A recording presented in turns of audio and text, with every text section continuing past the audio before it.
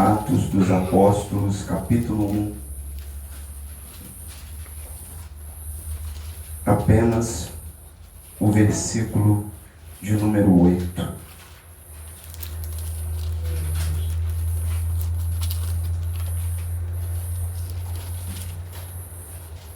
Amém? Diz assim a palavra do nosso Deus.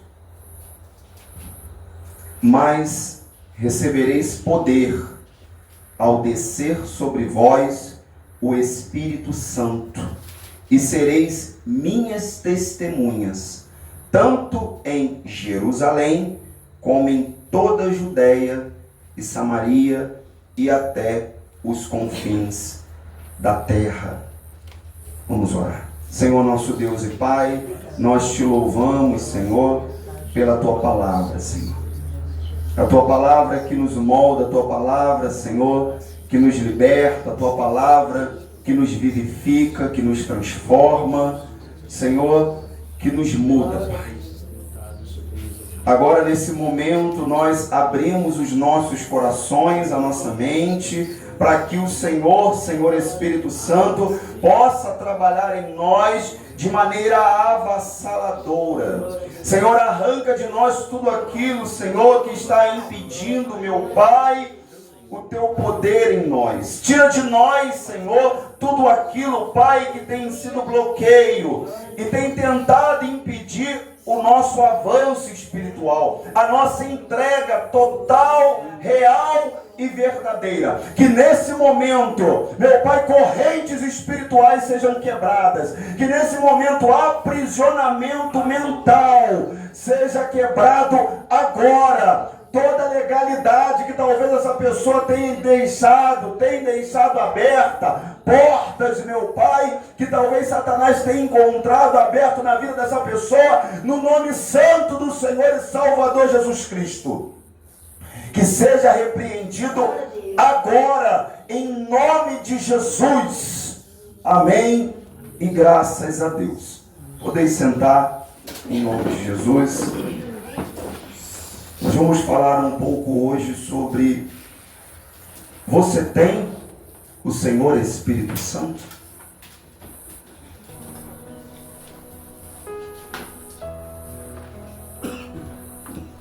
Você tem o Senhor Espírito Santo em sua vida? Aqui a Bíblia diz com clareza, a palavra do Senhor, ela é dita com veemência: mas recebereis poder ao descer sobre vós o Espírito Santo, e sereis minhas testemunhas, tanto em Jerusalém, como em toda a Judeia e Samaria, e até aos confins da terra. Será que de fato todos nós temos o Senhor Espírito Santo? Irmãos, quando nós paramos para entender e analisar esse poder, que poder é esse? Que poder é esse? Esse poder transformador, esse poder avassalador, que quando está na vida de uma pessoa, a pessoa ela é impactada. Aleluia. A pessoa ela não consegue ser a mesma pessoa. É impossível uma pessoa receber o Senhor Espírito Santo na sua vida e continuar sendo a mesma pessoa. Não. Quando nós paramos para analisar essa palavra poder em grego, é dunamis em grego. E essa palavra dunamis, ela pode significar também força, vigor ou habilidade. Então, o poder que a Bíblia está falando, além do poder sobrenatural que vem de Deus, e que nós vamos ver através dos textos bíblicos, que isso foge de todo raciocínio humano e lógico. Esse poder resvala em nosso corpo físico como força, vigor e habilidade. É por isso que não bate as pessoas falar que tem o Senhor Espírito Santo, mas vive um desânimo, vive uma tristeza, vive uma amargura, e aquilo dali não é um momento, é uma constância. Mas ela declara que tem o Senhor Espírito Santo. Como? Como? É impossível uma pessoa ter o Senhor Espírito Santo e não vivenciar essa experiência aqui que nós estamos aprendendo aqui nessa noite. Nós vamos ver na carta de Paulo aos Romanos, no capítulo 1, olha o que diz a palavra do Senhor. Carta de Paulo aos Romanos, no capítulo 1, versículo 16. Olha o que diz a palavra do Senhor. Pois não me envergonho do Evangelho, porque é o poder de Deus para a salvação de todo aquele que crê, primeiro do judeu e também do grego. Então, aqui a Bíblia, a palavra do Senhor vai nos orientar que o Evangelho é o quê? É o poder de Deus. É o poder de Deus. Esse poder que transforma, esse poder que liberta, esse poder que cura, que molda, que vivifica, esse poder que vem de dentro para fora, nos moldando, nos transformando, nos avivando, nos impulsionando a seguir. É esse. É esse. E como eu posso declarar, não, calma aí, eu sei, eu tenho, eu vivo esse poder na minha vida, eu consigo compreender, mas nada de novo aconteceu na minha vida. Eu continuo vivendo os mesmos pensamentos, eu continuo vivendo a mesma vidinha que eu vivia outrora. Esse poder, ele está na minha vida? Não está. Cadê o vigor? Cadê a força? Cadê a habilidade para sair das situações? Cadê? Cadê? Cadê o discernimento? Cadê a sabedoria? Cadê o direcionamento de Deus? Porque se esse poder está na minha vida, se eu tenho esse poder que vem do Senhor Espírito Santo em mim, então eu consigo lidar com as situações. Eu consigo enfrentar as dificuldades. Porque eu sei que é passando por elas que eu vou amadurecer na fé. Então eu escolho não mais reclamar. Eu escolho não mais murmurar. Eu escolho não mais questionar. Eu escolho enfrentar. E de cabeça erguida, eu levanto a minha cabeça e falo, não, calma aí, eu tenho Deus comigo. Eu tenho o poder de Deus comigo. Porque o Evangelho é o poder de Deus. Poder de Deus. Nesse versículo fala, pois é o poder de Deus para a salvação de todo aquele que crê.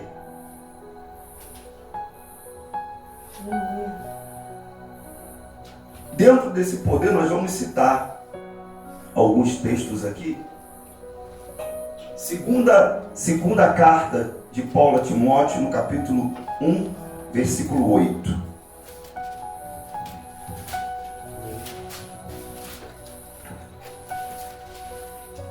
Vamos ler a palavra do Senhor. Olha o que diz a palavra do Senhor. Segunda carta de Paulo a Timóteo, capítulo 1, versículo 8. Olha o que diz. Não te envergonhes, portanto, do testemunho de nosso Senhor, nem do seu encarcerado, que sou eu. Pelo contrário, participa comigo dos sofrimentos a favor do Evangelho, segundo o poder de Deus. Quando nós vamos analisar a palavra no original, sofrimentos, e a gente busca essa palavra, quer dizer sofrimento mesmo. Quer dizer padecer mesmo. Paulo aqui está falando, Timóteo, olha só, entenda uma coisa, participa comigo dos sofrimentos a favor do Evangelho, segundo o poder de Deus. Mas hoje ninguém quer mais participar dos sofrimentos. Ninguém quer mais enfrentar as dificuldades. As pessoas querem correr das dificuldades, dos problemas, dos desafios. Elas querem a porta larga. Elas querem um lugar de facilidade. Elas não querem enfrentar os contratempos. Elas não querem enfrentar as decepções. Mas é isso que nos fortalece. É isso que nos solidifica. É isso que nos amadurece na fé. Não tem outro jeito. Para um homem de Deus ser forjado, ele precisa entrar na fornalha acesa. Para uma mulher de Deus ser forjada, ela precisa passar pelas dificuldades emocionais. E tem que aprender a lidar com aqueles vastos sentimentos voltados no campo emocional, saber superar todos eles. A Bíblia está repleta de exemplos como esses que venceram. Então Paulo vira para ele e fala: ó, participa comigo dos sofrimentos a favor do Evangelho segundo o poder de Deus. Nós vamos ver também no versículo 12 do mesmo capítulo 1, olha o que diz: e por isso estou sofrendo estas coisas, todavia não me envergonho, porque sei em quem tenho crido, e estou certo de que Ele é poderoso para guardar o meu depósito até aquele dia. Quando você entende o que é o poder de Deus, quando você faz do Senhor Espírito Santo o seu supremo, quando é diante dele que você chora, que você clama, que você suplica, que você implora, você começa a superar tudo. Você começa a vencer as dificuldades. Porque você sai daquele campo físico. Você sai daquele olhar natural e passa a ter um olhar em Deus. É isso que Paulo está falando aqui.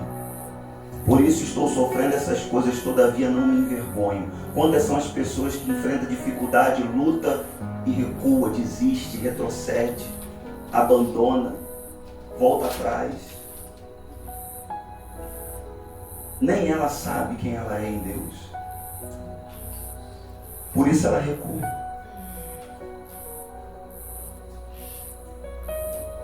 No versículo 16 ele dá ênfase.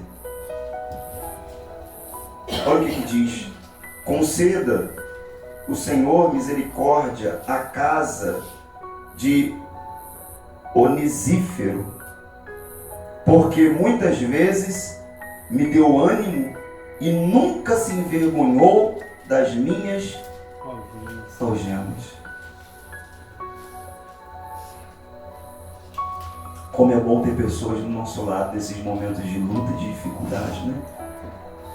Aqui Paulo ele pontua esse grande homem que no momento de luta, de dificuldade, teve ele com um ombro amigo. Mas vai ter momentos, irmãos, que nós vamos estar sozinhos. Assim como o próprio Paulo enfrentou momentos de solidão, de luta, de dificuldade. E qual será o nosso posicionamento? Qual será?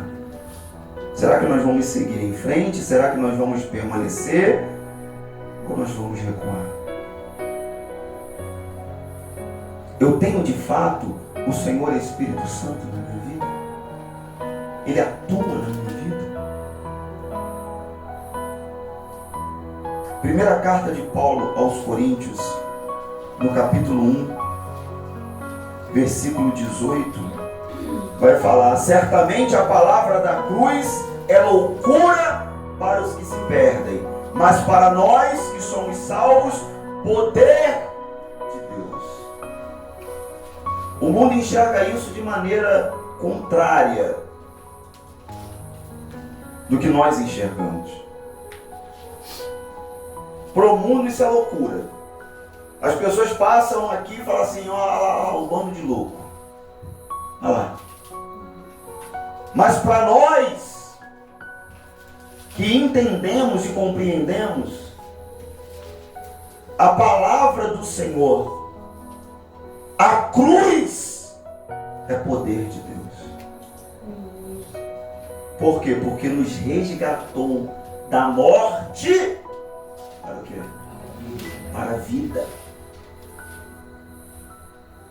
É por isso que nós não podemos mais aceitar, irmãos. É por isso que você não pode mais aceitar o aprisionamento do pecado. É por isso que você não pode mais aceitar o aprisionamento de Satanás na sua vida. Você não pode, você não pode. Observa bem, quem tem o Senhor Espírito Santo na sua vida, desenvolve, cresce. A prova viva disso, quem, pastor? O próprio Senhor Jesus.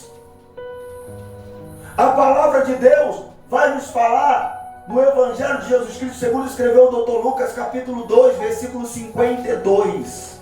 Olha o que diz a palavra do Senhor. 2,52. E crescia Jesus em sabedoria, estatura e graça diante de Deus e diante dos homens. Crescia, desenvolvia. Se o Senhor Espírito Santo é contigo, é na sua vida, cadê o desenvolvimento? Cadê o crescimento espiritual? Entenda bem, eu não estou falando de material. Eu não estou falando de vida financeira, de dinheiro, de bens materiais. Não! Eu estou falando de crescimento de caráter, de postura, de conversão, de mudança de mente, de mudança de atitude. Entender o seu papel dentro da sua casa como sacerdote, como protetor, como provedor, aquele que cuida, aquele que vai na frente. Esse é o papel do marido, do sacerdote. É aquele que nega a si mesmo, ainda que falte para ele, para a esposa, para os filhos não falta. Isso é ser homem, isso é ser o sacerdote, isso é ser o protetor, o provedor, o profeta. É disso que a palavra está falando. Cadê o crescimento espiritual de identificar o problema e se debruçar nas escrituras, se debruçar diante do seu Deus e resolver na oração, quando precisa de oração, resolver no diálogo, quando precisa do diálogo. É a mulher entender o papel dela como auxiliadora, como adjuntora.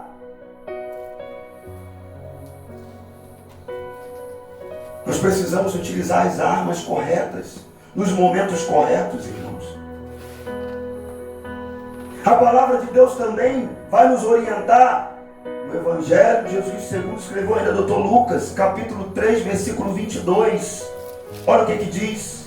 E o Espírito Santo desceu sobre ele em forma corpórea, como pomba, e ouviu-se uma voz do céu: Tu és o meu filho amado, em ti me comprazo. Senhor Jesus. E mais um exemplo, capítulo 4, ainda em Lucas, versículo 18. Olha o que diz. O Espírito do Senhor está sobre mim, pelo que me ungiu para evangelizar os pobres. Enviou-me para proclamar libertação aos cativos e restauração da vista aos cegos, para pôr em liberdade os oprimidos e apregoar o ano aceitável do Senhor. Se o Senhor Espírito Santo está sobre mim, me ungiu para evangelizar os pobres, enviou-me para proclamar libertação aos cativos. Como pode uma pessoa dizer que está cheia do Espírito Santo e ainda vivendo uma vida de pecado deliberado, aprisionado, escravo do pecado, escravo da vida velha, escravo da pornografia, da mentira, do adultério, da prostituição, das palavras torpes? Como pode uma pessoa dizer que tem o Espírito Santo e dentro de casa ela não é referência, ela não é um testemunho vivo? Não tem como, irmãos. Não tem como. Se eu tenho o Senhor Espírito Santo na minha vida, isso fica notório. Primeiro, dentro da minha casa. Aleluia. Para as pessoas que estão ao meu redor. Segundo, após ter tido esse despertamento espiritual, esse encontro real e verdadeiro dentro da minha casa, onde todos dentro da minha casa são impactados por esse poder de Deus, aí sim, vai para fora. Quer crescer espiritualmente? Os sacerdotes, os homens, quer crescer espiritualmente? Faz da sua casa o seu primeiro campo missionário. Quer crescer, quer desenvolver espiritualmente com Deus, em comunhão, em visão espiritual? Olha para a sua casa e fala assim: a partir de hoje a minha casa vai ser o meu primeiro campo missionário. Eu vou me dedicar com afinco. Porque não adianta, irmãos, pregar para fora. Não adianta querer dar amor lá fora se dentro de casa não tem amor. Não adianta querer dizer que é de Deus lá fora se dentro de casa você não é referência. Não adianta. Não adianta. A referência é dentro do lar, a referência é dentro de casa. Assume isso diante de Deus e você vai ver. Vai para o joelho, vai para o jejum, vai para a palavra, conversa com um, conversa com o outro.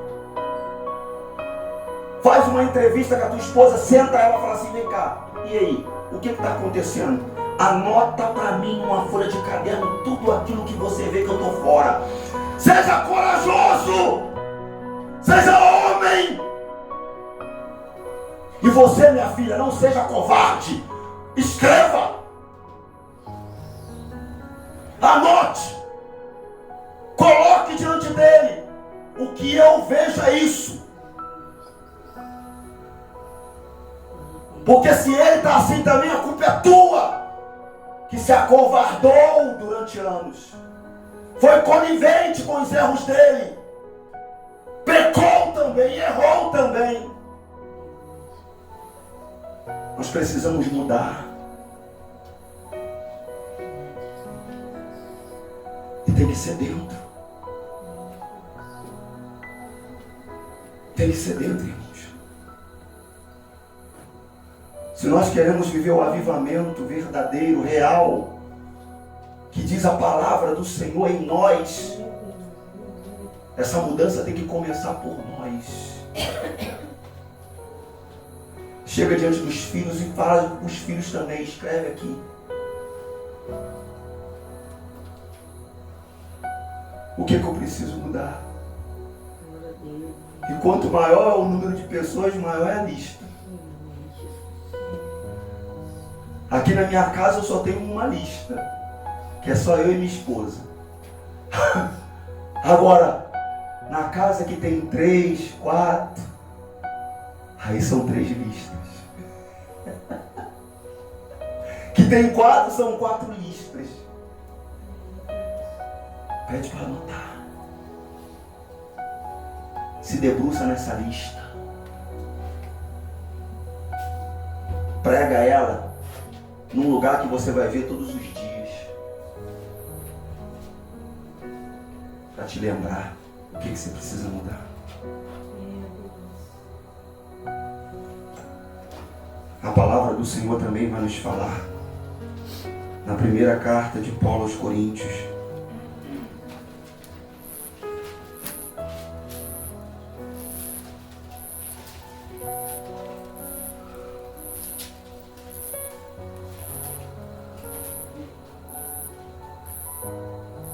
No capítulo 10, versículo 9.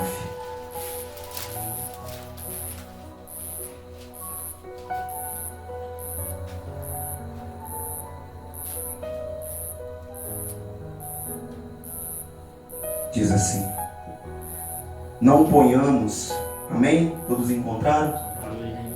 Não ponhamos o Senhor à prova, como alguns deles já fizeram e pereceram pelas mordeduras das serpentes. 10. Nem murmureis, como alguns deles murmuraram e foram destruídos pelo exterminador. 11. Estas coisas lhes sobrevieram como exemplos e foram escritas para advertência nossa, de nós outros, sobre quem os fins dos séculos têm chegado. Aquele, pois, que pensa estar em pé, veja que o quê? Não cai. Qual o cuidado que nós estamos tendo? Qual o zelo que nós estamos tendo? Nós estamos vendo as coisas acontecer e deixando. Ó, aos léus. Se o poder de Deus é na tua vida, você não se conforma. Você não aceita isso. Isso muda. Crê. Aqui a palavra crer. Nós precisamos entender que o crer é estar firme, é estar estabelecido, é solidamente, firmemente e certamente verdadeiro, verificado e confirmado. Porque no final o versículo diz: pois é o poder de Deus para a salvação de todo aquele que crê. Se eu creio, então eu sei em quem eu tenho crido. Entenda bem, Jó disse isso no momento em que a situação era deplorável. Ele não tinha nenhum motivo humano para dizer isso. Porque ele olhava para a situação dele, era deplorável. Mas mesmo assim ele declarou isso. Porque eu sei em quem eu tenho crido. Aleluia. Em quem você tem crido? Aonde você está firmado, irmãos?